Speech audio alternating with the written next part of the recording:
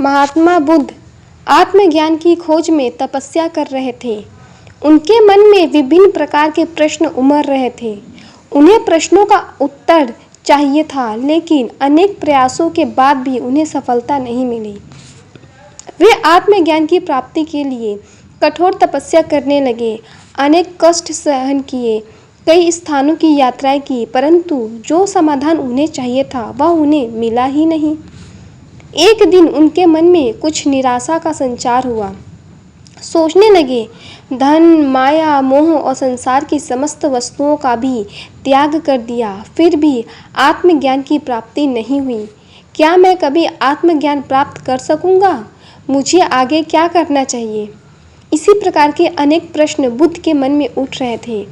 तपस्या में सफलता की कोई किरण दिखाई नहीं दी और इधर बुद्ध ने प्रयासों में कोई कमी नहीं की थी। वे उदास मन से इन्हीं प्रश्नों पर मंथन कर रहे थे।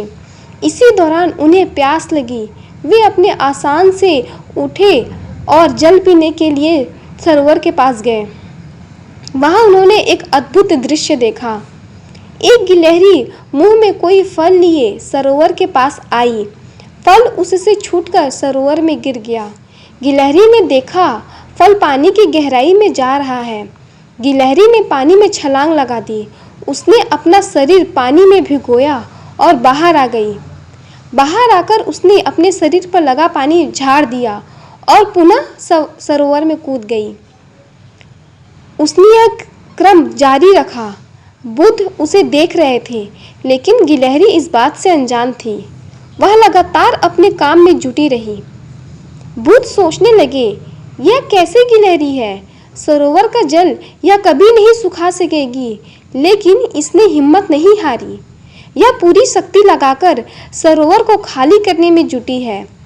अचानक बुद्ध के मन में एक विचार का उदय हुआ।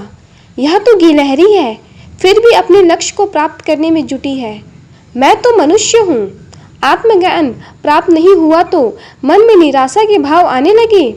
मैं पुनः तपस्या में जुट जाऊंगा। इस प्रकार महात्मा बुद्ध ने गिलहरी से भी शिक्षा प्राप्त की और तपस्या में जुट गए। एक दिन उन्हें आत्मज्ञान प्राप्त हो गया और वे भगवान बुद्ध हो गए।